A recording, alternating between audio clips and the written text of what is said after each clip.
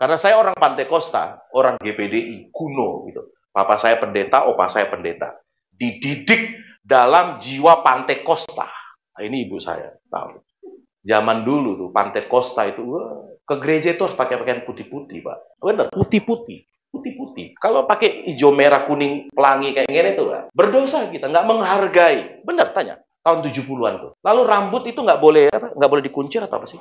Nggak boleh dikepang, nggak boleh dikepang. Coba lihat sebelahnya, ada wanita-wanita rambutnya kayak biasa kan? Yang dibuat kayak girly gitu ya. Set gitu.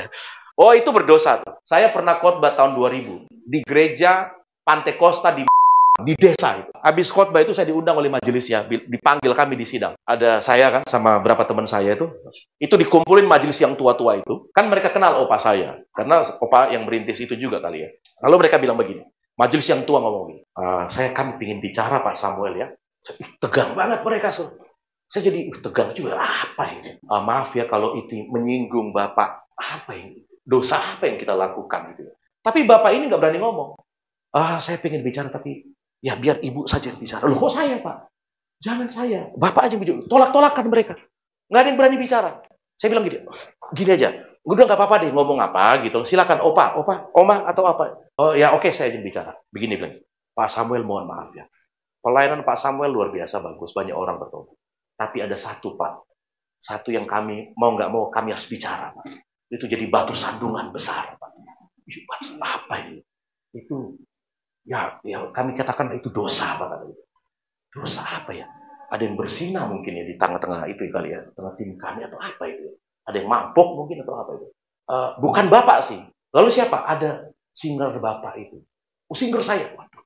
Kenapa singer saya?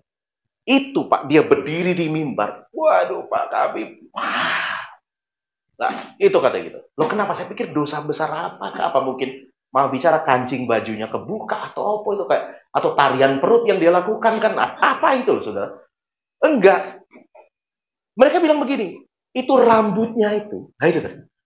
Rambutnya itu Saudara. Wah, enggak. Jadi dia itu melanggar itu tok gitu loh. Melanggar cuma gara-gara rambut tok gitu loh Saudara. Dihakimi sama seperti wanita yang bersinah itu di Alkitab Saudara. Untung kami nggak dilempar batu itu sama mereka itu. Sampai segitunya. Saya itu mau kaget, mau ketawa, bingung saya. Hah? Iya, Pak. Astagfirullah, saya bilang. Oh itu, oke nanti saya uruslah gampang. Tapi saya dapat sesuatu ya. Sampai segitunya kita itu. Ya memang kita itu kan begitu tuh. Dibesarkan dari lingkungan yang kamu harus begini, harus begitu. Nggak boleh nonton bioskop. Loh, orang GPDI kuno, itu nonton bioskop aja nggak entuk loh, Saudara. Siapa yang hari ini masih suka nonton bioskop? Oh, berdosa kamu itu. Berdosa kamu itu. Wah, masuk neraka kamu, Saudara. Nonton bioskop, Saudara. Jadi waktu Anda masuk pintu surga, Petrus bilang, nggak boleh masuk kamu. Kenapa? Kamu nonton bioskop kemarin. Gitu. Nonton bioskop nggak masuk surga menurut GPDI loh, Saudara. Bayangin. Dan di desa itu yang saya datang, itu tahun 10 tahun sebelumnya. Saudara tahu, pakai odol itu berdosa loh, Saudara. Kenapa? Karena nggak punya iman. Saudara bayangin ya, kalau saudara pakai sikat gigi, lalu ada odol tuh, Pepsodent atau apa, nggak boleh pakai. Ketahuan, berdosa kamu, saudara. Nggak punya iman. Ya. Pakai odol itu, saya berdosa gitu. Kita berdosa berapa kali dari pagi gitu. Nah, itu aturan yang ketat, saudara. Ketat banget kita. Tapi aturan yang ketat itu apakah bisa dilakukan? Ya nggak bisa. Itu kayak hukum Taurat 613 ditambahkan sama ribuan turunannya itu dari hukum Taurat. Yang akhirnya orang Israel tuh nggak bisa lakukan apa-apa. Sampai satu ketika Yesus panggil mereka, kamu yang letih lesu dan berbeban berat, aku akan memberikan kelegaan kepadamu. Nah, konteksnya apa? Banyak pendeta, penginjil mengangkat khotbah itu, khotbah Yesus itu, dan berkata bahwa kamu yang sakit, itu bukan masalah sakit, bukan. Itu bukan masalah sakit ekonomi juga bukan. Tapi sakit mentalitas rohani orang Israel pada waktu itu. Yang begitu beratnya menjalankan hukum agama. Sampai mereka itu stres, saudara. Saudara bayangkan beragama membuat orang jadi stres. Saudara bayangkan bergereja kita menjadi Kristen. Bukan dimerdekakan, tapi menjadi stres. Nggak boleh ini, nggak boleh itu, berdosa ini, berdosa itu. Parah, saudara. Itu luar biasa.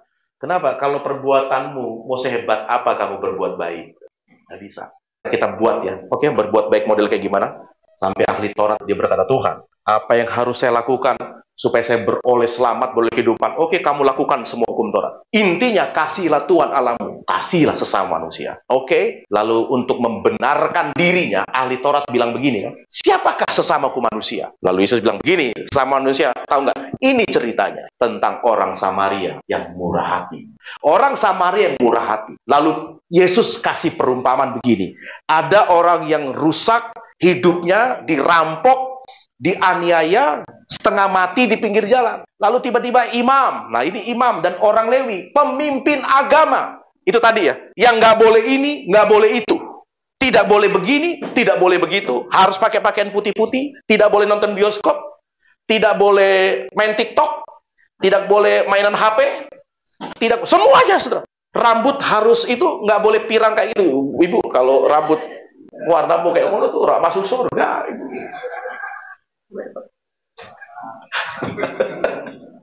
Saudara bayangkan, masih ada gak kayak begitu tuh? Mungkin tidak se-ekstrim itu kan, tetapi di ekstrim yang lain kan, akhirnya kita beragama itu jadi takut gitu. Nggak boleh ini, nggak boleh itu, nggak boleh ini, nggak boleh itu gitu loh. Jadi begitu detail dan begitu agamawi, saudara. Tapi ketika lihat orang kesusahan, saking repot ngurus agamanya, nggak pernah ada timbul belas kasihan buat orang lain, saudara. Gini, Anda sebagai pelaku agamawi, kamu tahu nggak? Kita kan takut begini, oh nanti Tuhan hukum nih. Gua harus begini, nanti Tuhan hukum. Jadi Tuhan itu kejam banget itu. Tuhan yang hukum kita. Segala macam. Jadi dia membangun image agama. Itu image yang keras. Saudara pernah lihat orang yang makin beragama, makin keras, makin kejam, saudara. Makin gampang menghakimi. Lihat orang mabuk, lihat anak jalanan, hidupnya kayak ngono, bisa tolong gitu. Wah, untunya ya kayak ngono tuh kebanyakan rokok gitu. Oh ini pemabuk gitu. Kalau saudara lebih cenderung ke perlakuan, perbuatan, kalau nggak bisa akan dihukum, kalau bisa dikasih hadiah, itu punishment and reward and punishment itu ya. Itu hukum Taurat. Hati-hati Tuhan marah sama kamu. Oh, kamu bangkrut ini karena Tuhan marah, karena kamu berdosa tuh. Oh, ingat nggak dosamu 25 tahun yang lalu? Masih ada, saudara. Jadi Yesus itu di sorga masih catat dosa kita. Katanya begitu. Saudara bayangkan dosamu 30 tahun yang lalu. Karena habis gampar orang mungkin zaman-zaman gitu, itu masih tercatat tuh. Jadi kamu sekarang bangkrut, hidupmu punya masalah sekarang itu. Itu karena perbuatanmu zaman dulu itu begitu. Sorry. Kok iso kayak ngono, saudara? Kok sorga kayak begitu? Sorga yang penuh dendam yang diajarkan. Sorga yang bapaknya itu pemarah kayak Dewa Zeus.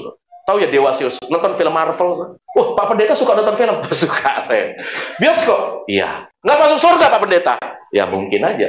Mungkin sorgamu saya nggak masuk di situ. Tapi saya masuk di sorganya saya. Sorga yang penuh dengan kasih karunia. Katakan amin. Sorga di mana Yesus bertakhta. Katakan amin. Saya harus mulai dari sini dulu. Supaya clear kita. Clear satu pemahaman. Yang mendasar. Saudara. Bahwa begini. Orang-orang yang terlalu ada di ekstrim itu akan berakibat jadi orang yang penghakim luar biasa. Orang yang tidak ada sentuhan rasa empati. Sampai Yesus perlu panggil orang Samaria yang murah hati. Itu imam orang Lewi, lihat ada orang susah. Itu urusannya generasi emas rawes, kata kita. Saudara pernah dengar itu ya? Saya mengurus agama dan gereja saya.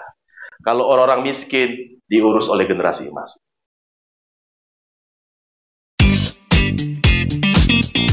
Kekristenan bukan bangunan agama yang dibangun ahli Taurat, bukan. Yang segede-gede gaban itu, saudara. Matthew Henry ya, dalam komentarnya itu, dia bilang begini, kenapa orang Lewi dan imam tidak mau menolong orang ini? Karena beberapa alasan. Salah satunya adalah mereka ingin fokus melayani dalam ibadah. Jadi nggak mau terganggu waktunya. Udah, saya akan memimpin ritual, seremonial ibadah. Orang Samaria dipanggil oleh Yesus lewat perumpamaan itu. Orang Samaria maju. Itu kalau kayak drama itu ya. Orang Lewi, itu imam, masuk. Wajah-wajah agamawi dan sombong itu ya.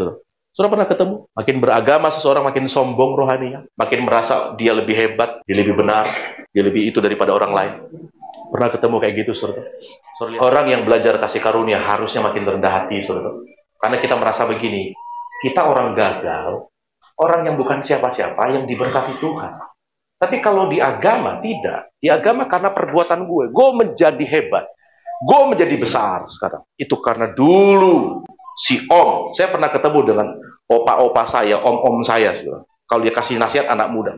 Kamu tahu kenapa om punya gereja yang besar? Kamu tahu kenapa om sekarang itu diberkati? Apa om? Oh, om waktu semuda kalian. Ini kata dia gitu. Apa maksudnya gitu? Bukan, berdoa maksudnya gitu. Pakai lutut. Oh, om puasa. Ih, hebat banget ya om. Om puasa, om nggak nonton apa-apa. Ya zaman dulu orang nonton TV apa-apa. Dia pakai ukuran zaman dulu dengan ukuran sekarang. Om bisa jadi besar itu karena begini. Makanya kamu kurang doa, kurang puasa. Kamu hidupmu kayak ngono. Oh iya, oh berarti kalau saya ingin diberkati, saya harus lakukan itu. Akhirnya konsep kita kan begitu tuh. Wah, kamu kurang diberkati, usahamu bangkrut nih, kurang puasa kamu. Kurang perpuluhan, jangan-jangan. Kurang bayar ke gereja tuh, jangan-jangan. Jadi kita tuh jadi transaksional. Nah, kita ajarkan jemaat kita dari nol. Sudah. Blessing Tuhan itu bukan transaksional. Katakan amin. Itu sudah mendahului dia memberkati kita. Perlu panggil orang Samaria yang murah hati. Yang orang yang mungkin kemampuan agama dan pengetahuan agamanya biasa. Karena mereka tidak boleh melayani di bait suci. Karena orang Samaria, warga kelas 2 dari orang Yahudi. Dia bukan siapa-siapa. Dia orang yang terkebelakang mungkin. Tapi saudara, seseorang yang tidak punya kemampuan agamawi dan jabatan agama yang hebat. Dia itu menampar orang Lewi dan imam. Makanya Yesus kasih tahu sama ahli Taurat itu loh. Yang dikehendaki Tuhan. Bukan persembahan. Tetapi apa saudara? Belas kasihan. Itu kasih karunia. Itu yang nggak ada pada orang-orang.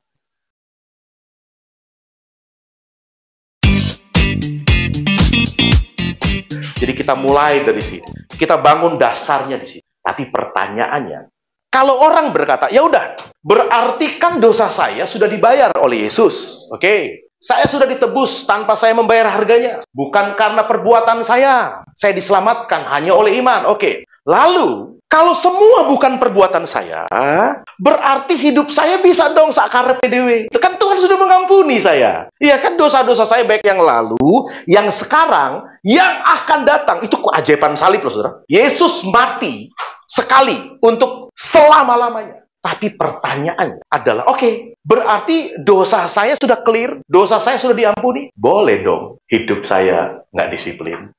Boleh dong hidup saya melakukan dosa. Kan sudah diampuni. Coba tengok sebelah kiri, sebelah kanan. Boleh dong. Boleh kan? Iyalah. Ya, boleh dong. Ya boleh. Nathan, ya boleh. Boleh. Terjebak nih di dalam kasih karunia ini. Sempat ini ya. Dia diskusi sama saya panjang ini. Saya baca satu ayat sama saudara untuk menutup pertanyaan ini. Pertama, kita terjebak di ekstrim kiri. Ekstrim melakukan firman. Harus dengan teliti, dengan benar-benar ketat gitu ya. Lalu ketika tahu kebenaran, bukan karena itu kamu dikasih Tuhan, itu bukan karena kamu melakukan Taurat yang ketat, itu bukan. Tapi kamu disayang Tuhan karena Yesus sudah mati buat kamu. Katakan amin. Bukan karena perbuatanmu, tapi karena perbuatan satu orang, yaitu Kristus. Bukan perbuatanmu, tapi perbuatan Kristus yang membuat damai sorga dengan kita. Lalu, ketika kita di ekstrim kiri, itu bandul bolanya ke sini, tek gitu. Waktu dilepas nih, dia akan ke tengah kan, tetapi dia akan ekstrim ke kanan gitu. Jadi dari sono lari ke sini. Sudah tahu di Jerman ketika Luther, tokoh kasih karunia, zamannya Luther, itu gereja itu benar-benar Taurat banget gereja di zaman itu. Orang Jerman itu merdeka dengan firman, tapi 100 tahun kemudian itu orang Jerman hidup dengan tidak disiplin. Itu kata Pak Stephen Tong. Dia kan belajar filsafat barat. Waktu saya baca bukunya Pak Tong, itu benar juga ya. Saya lihat coba sumber-sumber pustaka yang lain. Jerman itu negara Kristen. Tapi menjadi liberalnya loh. Kayak Amerika sekarang ini. So. Tanpa disiplin, tanpa penghormatan. Jadi dari bandul ketat agama, waktu dapat berita kasih karunia, itu dia tertarik. Bebas, sebebas-bebasnya jadi liberalisme dalam kekristenan. Jadi tadi ketat, ditanya, kok kamu bisa? Ya saya harus melakukan, saya berpuasa karena supaya saya selamat. Sekarang nggak perlu puasa, nggak perlu doa, kan kita sudah selamat. Mabuk-mabukan yuk, lokalisasi yuk. Ada kayak gitu. Teman saya sampai bolak-balik datang ke pusat-pusat kebugaran.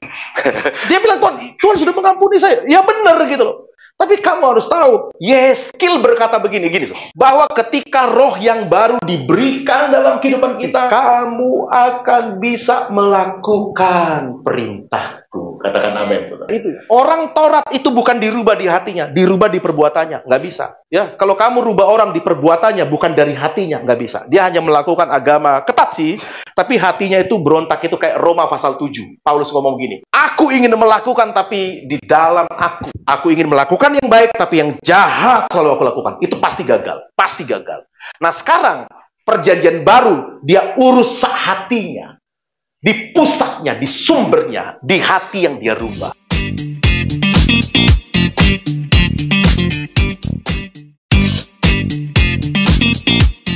Kalau kemarin saudara melakukan perintah Tuhan dengan ketat, bahkan baju saudara putih-putih segala macam, tapi kamu lakukan bukan dari hati. Dilakukan bukan karena kasih karunia. Dilakukan karena ketakutan akan hukuman dan keinginan untuk diberkati. Coba saudara gini, kalau hari ini engkau setia beribadah cuma gara-gara ingin masuk sorga, kamu lagi melakukan agama. Tapi kalau hari ini saudara berkata begini, aku pengen melakukan hukum firman, aku pengen hidup kudus, aku pengen memberi, aku pengen berbagi kasih, karena Tuhan yang sudah baik kepadamu. Dari hatinya, itu kekristenan. Katakan amin. Ngomong sebelah kiri sebelah kanan, kamu mudeng yang dikatakan Pak Samuel gitu, ya mudeng gitu. Mudah-mudahan ya, insya Tuhan gitu, mudeng yang dikatakan. Tetapi itulah diskusi saya dengan beberapa teman-teman di tempat ini kan.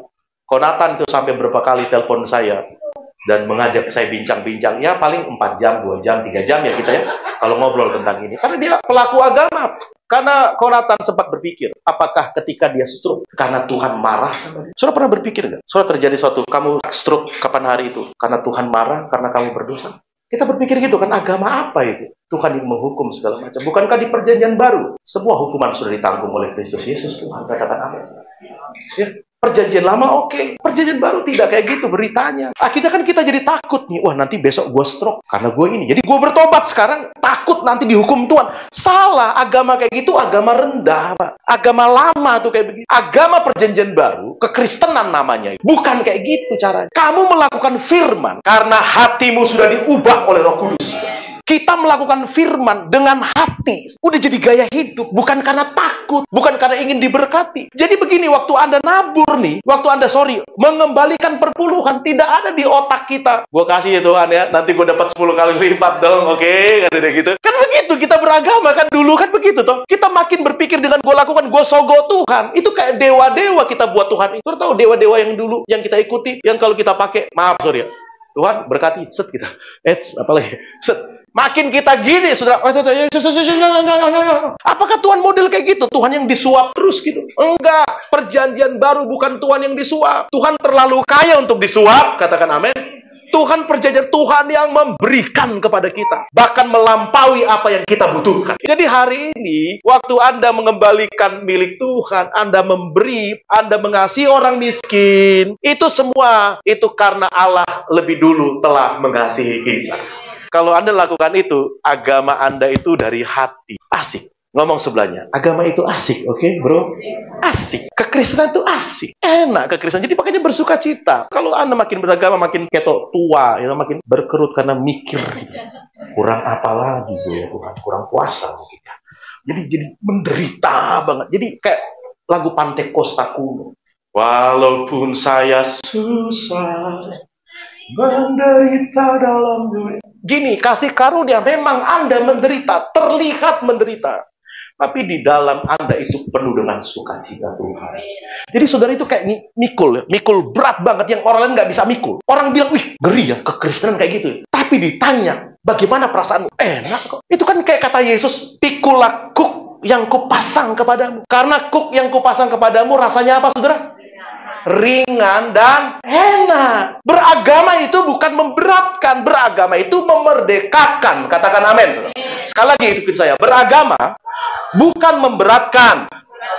Beragama memerdekakan. Saudara bisa tanya mungkin sama anak-anak yang pelayanan. Apa mereka susah? Susah gitu. Karena kantongnya kadang-kadang kosong, kadang-kadang gini. Tapi tanya, iso ngene belum? Wes, iso apapun yang bisa ngene, kita ngene gitu ya. Sudah ngene kah saudara? Pagi hari ini sudah ngene? Kalau belum, yuk sama-sama dengan saya. Ngene. Kita di rumah singgah zaman dulu ya saudara, itu makan seadanya, saya tidur di lantai. Waktu dulu di zaman agama berat banget, karena saya berpikir begini, kalau saudara mau kuat-kuatan dalam agama, bolehlah dengan saya. Ya, mami saya sampai bilang, udah lu pulang aja, ngapain lu menderita di sini tidur bersama anak jalanan sampai kutuan. Saya gondrong dulu kan sampai kutuan, kutuan kamu gitu, udah pulang aja, nggak mau saya. Saya merasa begini, gue orang paling menderita. Makin saya menderita, makin Tuhan berkenan kepada saya. Pret, kata surga. Saya jadi ahli Taurat yang luar biasa. Akhirnya saya baru tahu, oh iya ya, kita melayani bukan karena alat bayar. Kita melayani karena kita sudah dibayar dengan lunas oleh darah anak domba Allah. Saudara sudah dibeli loh, bukan Anda yang membeli. Ngomong sebelahnya sebelah kiri, nggak usah bayar, gue mangan gratis, oh bayar gitu. Keselamatan gratis kok kowe bayar kayak gitu. Opo gitu. Enak kekristenan itu gitu loh. Kekristenan itu. Jadi waktu Anda terlihat menderita pikul salib, di hatimu itu sukacita, katakan amin. Di hatimu itu nggak menyalahkan orang. Di hatimu itu nggak merasa Tuhan kok kayak begini, Tuhan tidak adil. Enggak. Sudah menikmati, oke nggak apa-apa. Kelihatan orang susah, tapi hati saya bersukacita karena sorga dengan saya sudah diperdamaikan oleh darah Yesus Kristus. Itu yang terjadi dalam kekristenan. Saya kira saya harus tutup di sini.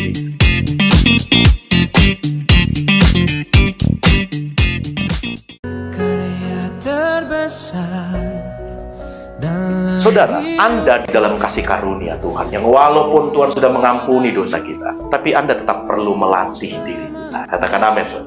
Tetap melatih kedisiplin. Kamu menang, double kemenangan kita. Yang pertama, menang atas pengampunan dosa. Jadi sekalipun engkau berdosa, Yesus sudah ampuni.